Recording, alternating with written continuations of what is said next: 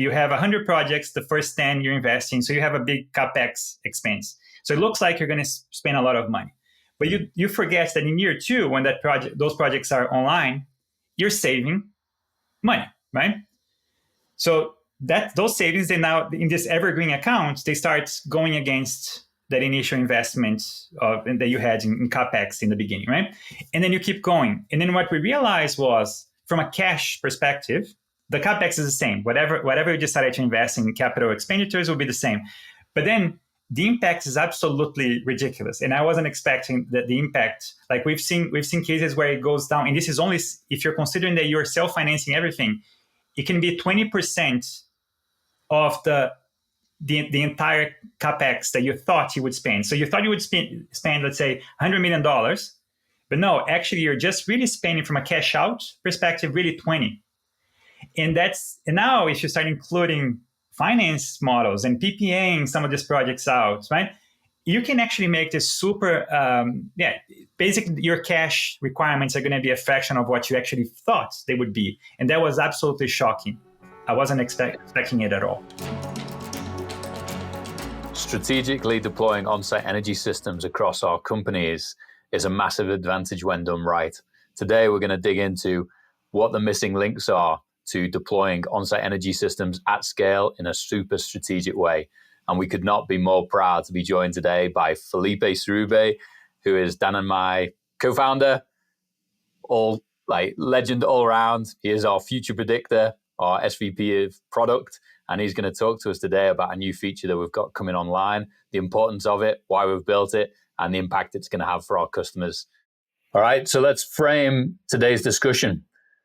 The crux of the conversation is the largest companies in our country own and operate hundreds of thousands of buildings, yet only a fraction generate and store their own energy. Less than 3% of buildings today have on-site solar, even fewer with hybrid on-site energy systems.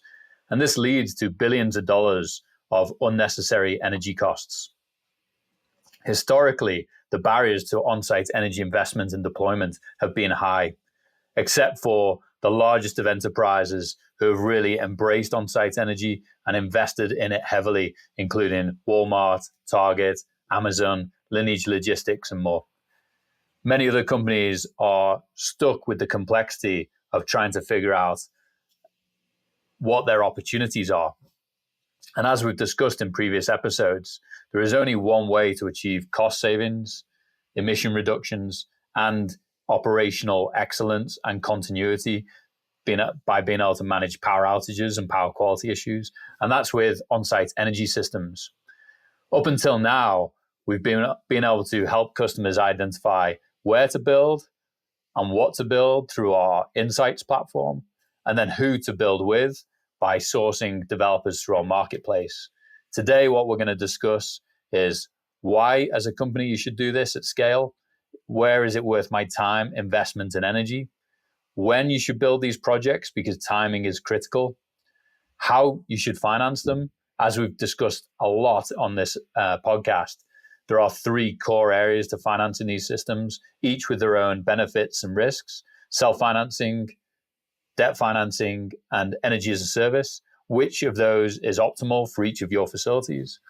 And then how much capital do you want to deploy into each project or across an entire program?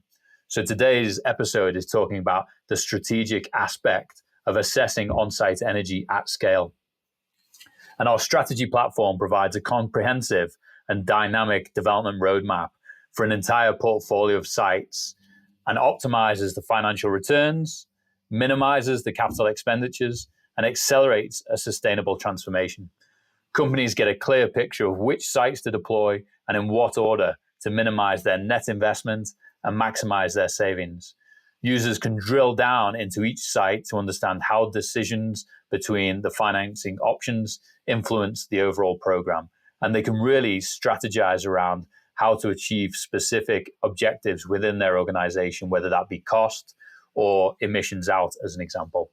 So Dan, do you want to share with us what's at stake here and what you're seeing in the market? When we're working with customers, it's a constant battle to help them navigate their own internal investment decision trees and all of the different stakeholders that need to be involved in this process. And I think one of the things that we constantly hear, especially with companies, even large Fortune 500 companies that have relatively small teams running after this on-site energy opportunity, is the wide variety of stakeholders that they need to address the questions of and get on board in order to get a project greenlit. And so that's largely what we've solved for. And again, to Gareth's point, historically, we've focused on helping them answer, where do I focus? What systems do I build, and who do I partner with?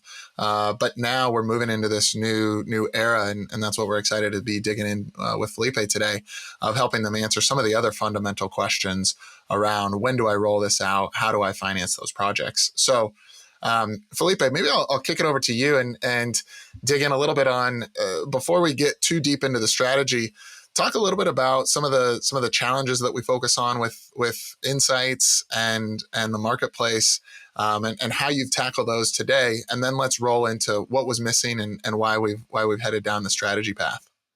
Yeah, our main mission is to deploy on-site energy systems, right? So our clients, they usually come to us with some, with that issue: should I do it, and how do I do it?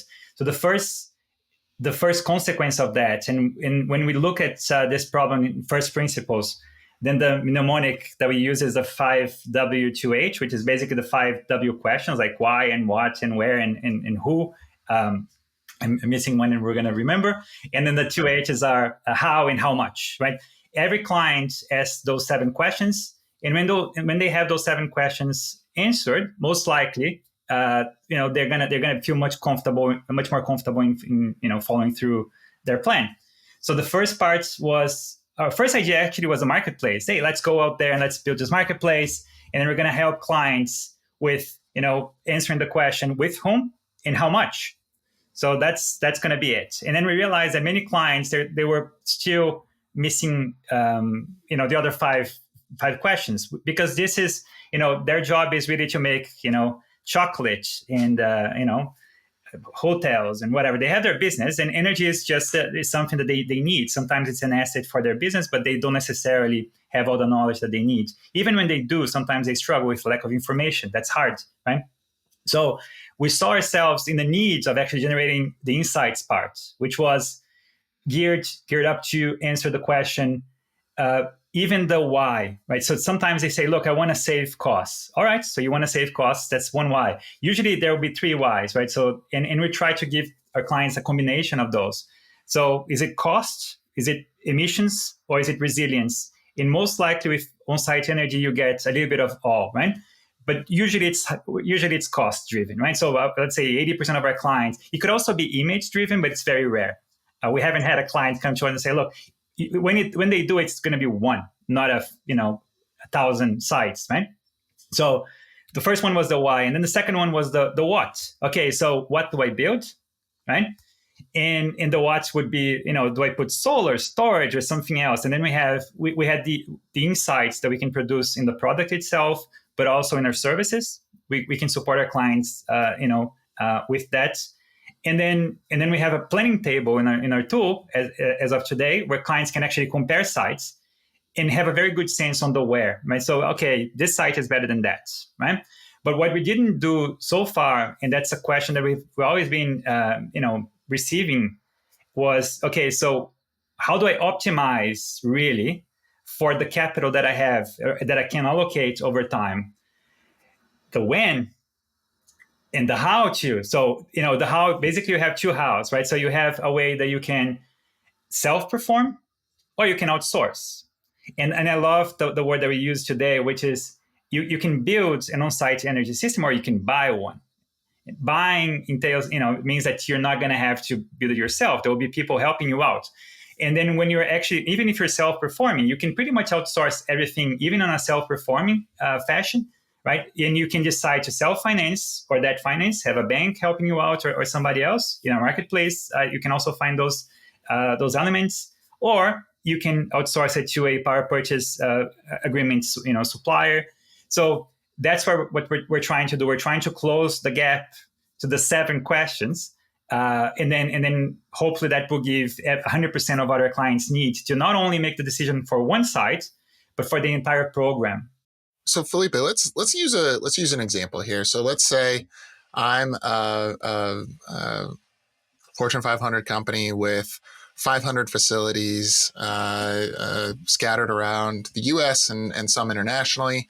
And I've already done a couple projects, but I really want to scale up a program. We've done 10 projects over the last 15 years, but the reality is we need to be doing 5 to 15 projects every year for the next 20 years. But I've got a limited budget. I've got, on average, my projects are going to be roughly $2 to $4 million in cost, but I've only got $10 million a year to deploy into these systems. Like, how do I go about that? If I'm trying to do 10 projects a year at an average of $2 to $4 million a year, but I only have $10 million, how can I go achieve that? And both from a financial perspective and bringing down my energy costs, but also I've got a net zero target. We're automating more within our operations, and therefore power is reliability and quality is an ongoing concern. What can VECKTA do now with this strategy module to help me maximize my opportunity? Yeah, that's the question, I guess, right? Because sometimes we forget, or maybe we don't forget, but those are very complex questions. Because imagine that even for one site, you may have 300 or 400 different combinations and permutations of things that you are contemplating doing, because our product even allows for that. How do you even pick the one for that one site? And then what about the entire program, and fit that to a budget, and see that any change that I make, maybe if I want to swap 2 sites, what is really the cash flow over the next 20 years or 25 years or 50 years, depending on the program? How will that impact my net present value and the cash flow of my projects, right? And this is exactly what we're trying to do. So the answer to that was an optimizer. So we have to have an element which usually the computer can do much better than any human. And unfortunately, and I say that with all sincerity, I hope you didn't need something as sophisticated as an optimizer. I hope, Jesse from IT or from finance could just go and put it in a spreadsheet and make that work. But unfortunately, you cannot, because you have so many variables like inflation rates. Do I run 2% or 5% or 10%? So you have all of those things that you can actually do with an optimizer. You can see how changing anything in the inputs will actually impact the outcome. And then what we can do is we can optimize for, okay, I want to have a program of 10 years. This is my budget limit. Or even per year, this is my budget per year. And we can actually then look at the combination and permutation of projects to actually fit that program. So that's exactly the technology that we've just built. And as far as we know, that's super unique. And that really answers that question, right? The order of the projects, and you can do many things in there. For example, the optimizer that we're releasing now, not only that, you can actually realize that if you self-perform a bunch of projects, because sometimes you want to have additionality. Some clients, they will say, look, I want to have additionality. I want to actually self-perform, and I want to go and self-finance my own projects. But then money runs out pretty quickly, right? And then most likely you're going to bring a bank. So for the bank ones, you're going to have maybe, let's call it like a mortgage. You have a down payment, and then you have to finance the rest. But then even that, your money will end up not being sufficient, most likely. And then you want to outsource, which just means that you're just exchanging your utility bill with somebody else's bill, like a supplier that will come to your site, right? The optimizer can actually work through the permutations and through the business models. And it can actually even indicate to you, saying, look, these sites here, they're prime for PPAs. These sites here, they're prime for debt financing and so on. So even that now it's possible for you to build the program. And then any change, for example, if ITC, the tax credits, go down, or if your inflation assumptions go up, it doesn't matter. That's automatically recalculated within seconds, right? So that's the beauty of today's technology. And Felipe, I think what I find most exciting is the insights that you're already able to generate through this feature. And the one that stands out for me is you sharing the insights around compounding investment strategies, and that the net investment to achieve specific objectives and outcomes is a lot less than the investment may appear at face value when you look at each site individually. If you can look at them across a portfolio, the investment opportunity is massively different. Do you want to share what the insight was there? Yeah, I mean, my job at VECKTA should be to predict the future, but that's one feature I did not predict at all. Actually, it may be obvious to somebody else. It wasn't to me.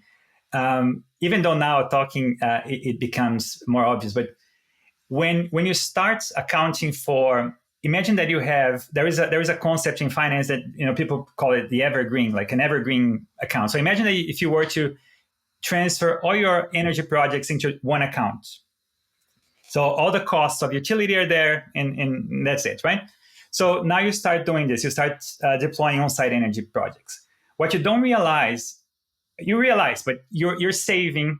You have savings. So it takes a while. So you're going to invest a lot of money because you have a capex, or you can finance, right? Let's assume that you're just self-financing everything. So now you have a big investment in year one, right? So you decided to invest, you have 100 projects, the first 10 you're investing, so you have a big capex expense. So it looks like you're going to spend a lot of money. But you forget that in year two, when those projects are online, you're saving money, right? So those savings, they now, in this evergreen account, they start going against that initial investment that you had in capex in the beginning, right? And then you keep going. And then what we realized was, from a cash perspective, the capex is the same. Whatever you decided to invest in capital expenditures will be the same. But then the impact is absolutely ridiculous. And I wasn't expecting that the impact, like we've seen cases where it goes down. And this is only if you're considering that you're self-financing everything, it can be 20% of the entire capex that you thought you would spend. So you thought you would spend let's say, $100 million. But no, actually, you're just really spending from a cash out perspective, really 20. And now if you start including finance models and PPAing some of these projects out, right? You can actually make this super, basically your cash requirements are going to be a fraction of what you actually thought they would be. And that was absolutely shocking. I wasn't expecting it at all. Yes, it's so amazing, isn't it, Felipe? I think, especially for those with a finance role or a finance responsibility, being able to see what's possible, trying to remove cost out of a business and maximize profits is very challenging in today's environment, particularly as businesses are being increasingly commoditized, supply chains are being maxed out, and the cost reduction processes that have managed costs in the past have been pretty well stretched. Whereas energy is one of those cost inputs and one of the most, if not the most, critical operational input to a business. Without it, we don't operate at all. There is actually a hugely controllable cost. And I think, we started the show by talking about one of our customers who's looked at over 186 of their sites across a North American portfolio and identified that they can save $1.1 billion worth of cost savings over the next 25 years. But the net investment being only $20 million and being able to be cash flow positive in 3 years, that's an incredible insight. And as a finance person, that gets me really excited because now I've got years and years worth of opportunity ahead of me. And these are massive cost savings. They're not, incremental fringe opportunities. These are major revenue turners. And so profitable and sustainable energy is truly possible. We just need to make sure we do it in a super strategic way. Yeah, and that transparency was something that we didn't have before, at least easily, because there's also another problem there. You would think that we have clients with 20,000 sites, and you would think that they have knowledge over the 20,000 sites, that they have the information, but they do not. And that's why the insights part of our platform comes into play, because you don't need to have all the information. Sometimes just with the address, you can already start crunching those numbers, and they come really for free on that equation, right? And then as you start getting closer to the projects and you really choose the ones and pick the ones that you like, Then you start getting more information and crunching better the numbers. But since day one, you start having a program that makes sense to you. And then you realize that our CFOs today, they don't have that information, because even ourselves, we didn't have that information up to some time ago, right? So I feel that that's going to make a big impact and difference for the market as a whole. And I hope we're actually unveiling today something that is unique. Yeah. So Felipe, I'm going to come back to my example. I'm an energy manager, a sustainability leader, real estate leader within my organization, and I'm now presenting opportunities to my capital allocation committee. Like, what frameworks are we using from a financial modeling perspective that I can confidently go to my VP of finance or my CFO and say, hey, I've run these, and I know that like we've got our own way of doing things, but this is the framework by which these financial models were built. And oh, by the way, I've already pulled in some of our key assumptions that we use internally. Like, what does that look like to give people that are maybe not in finance the confidence to take these numbers to their financial counterparts within their organizations? Yeah, I mean, that's one thing that we strive to be as good as we can, which is storytelling, right? It's not only the data and insights, they have to be clearly presented. And a lot of people, one of the most important roles in all of business is a CFO. And sometimes we don't like our CFOs because they ask too many questions, right?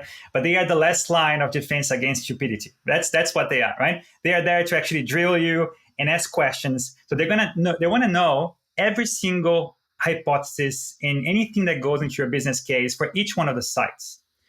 And that's where software helps, because you can actually see, okay, if I change this one thing, I don't like inflation. I don't believe that inflation in India will be this much. I think it's more or less, right? So first, you want to have a model that is reactive to changes, because they will be changed 100 times. And then you want to save those scenarios too, right? So that's the first thing. They're going to drill each site independently. Then the thing that every single CFO will care about is cash flow, because each company has a slightly different set of KPIs that they care about. But everybody cares about cash flow, and particularly discounted cash flow. And we can go, about what discount rates are and all of that. But let's say discounted cash flow is what they care about. But there are three things that are usually helpful, but those are mostly applicable for self-financed projects. And those are payback.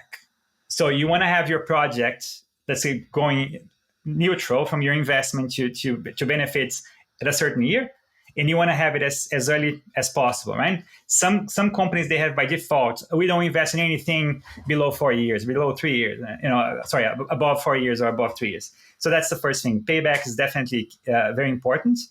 The second one is internal rate of return, which is a little pain in the butt to calculate sometimes in some circumstances.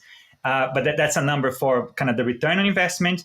But the one that is really critical is net present value. And that's really a number that they can look and compare that with anything else. So even when we're talking about self-finance, debt finance, and PPA, there is no KPI that you can compare those three, except cash flow and net present value. So net present value is really one thing that everybody wants to see. So answering your question, and clearly, I think those three KPIs are important, especially for self-finance projects, but cash flow and making sure that you have a reactive model that your CFO can change whatever, and then they will see, okay, this is how the numbers play out. All right, Felipe, that all sounds great, and I can see how that would help me when I'm bringing this to my finance teams. But how do you actually go about creating these in a robust way that are defensible with CFOs and VPs of finance? Yeah, I mean, we use the Federal Code of Regulations, which is a kind of a standard for metrics in the methodology of calculation itself.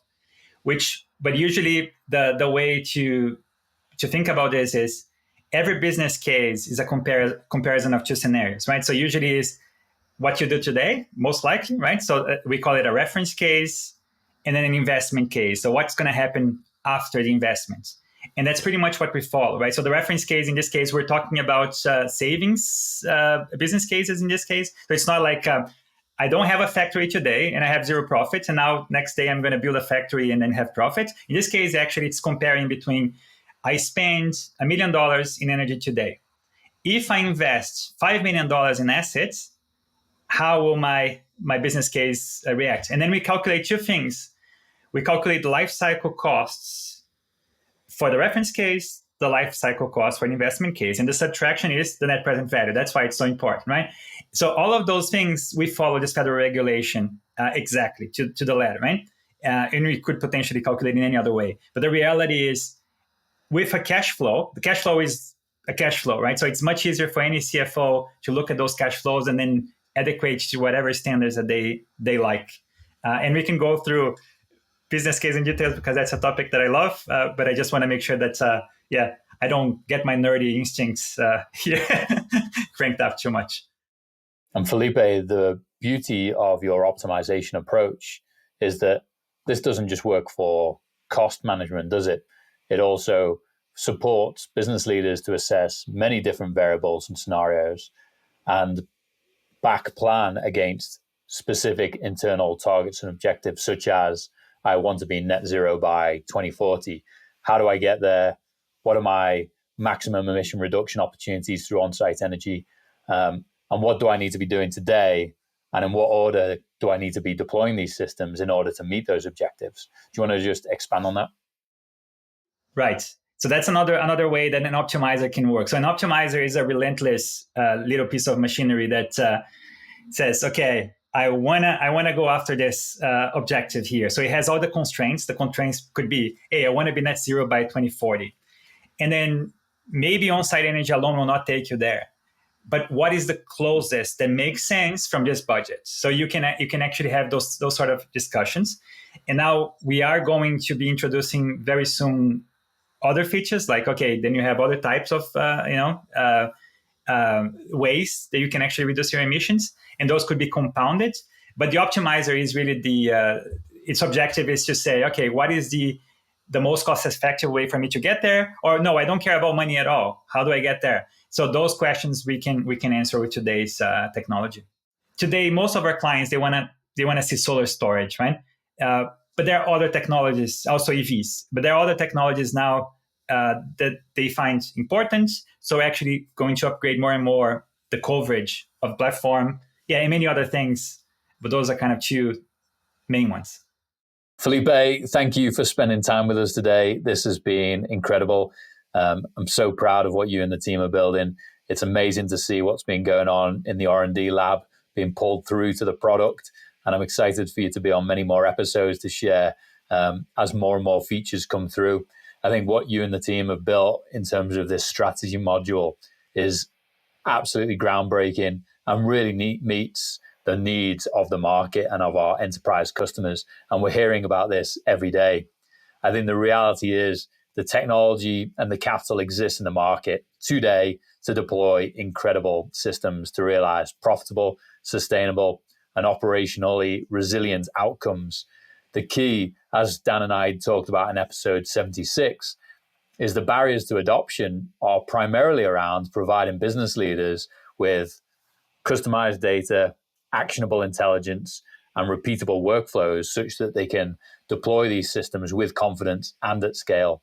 And that is what is possible with this. Keep it coming and keep innovating, and we will continue to deploy more megawatts and realize sustainable and profitable energy solutions at scale. Yeah, the thing that we constantly hear is them navigating their own internal decision-making processes and having all of the answers to the what if questions. And I think that's a big part of it. And really what we're marching towards and what we hear from clients of wanting to be able to do, but it seems daunting, is to go from that one project a year, a couple projects a year. I was just on the phone the other day with someone that said, yeah, we've done 2 projects in the last 5 years, but we really want to ramp that up and start to challenge the thinking around being able to do 10, 20, 50 plus projects in a year. And some folks listening might think that that's crazy. But if you have all of the information and you're able to navigate those internal decisions and you're able to analyze the different commercial models to be able to do that, that's what's gonna be able to allow you to unlock this opportunity. And so, really, Felipe, I know that you and your team spend a lot of your time focusing on this, but any closing thoughts? Yeah, I guess I wake up and go to bed every day obsessing about this problem, which is really answering the questions that our clients have, to just put to rest every single doubt that they have to make the best decision. Sometimes the decision is no, it doesn't pencil. I don't want to make this, but at least with the information that they need, right? And it makes my day when I talk to a client and actually I listen to them saying, look, I don't have that information. And then I go home and say, oh, that's so good. Now I have something to work on because now, I have another problem to solve. So I love talking to people, and the more feedback that we can receive on, hey, look, these are the sort of questions that we have that informs us to actually try and build the best possible technology to solve it, and have the best people also and experts on deck to answer any questions that our clients need. Beautiful. Felipe, thank you for joining us. Thank you for all the work you're doing. I know our customers thank you day in and day out, but this is the way that we can unlock this market and take a stagnant C&I market that is starting to hit that inflection point and really unlock the whole market. So thank you to you and your team for everything you're doing. Thank you guys. Thanks for having me. Take care. Take care. We receive a lot of questions from business leaders around the world wanting to learn more about the energy transition, what is possible, and where to start. So to help you stay informed and up to date on best practices, opportunities, risks, and success stories, we created an industry newsfeed at VECKTA.com/news with all our podcasts, blogs, and newsletter. Check it out and connect with Dan, myself, and the VECKTA team to learn more. Cheers and have a good one.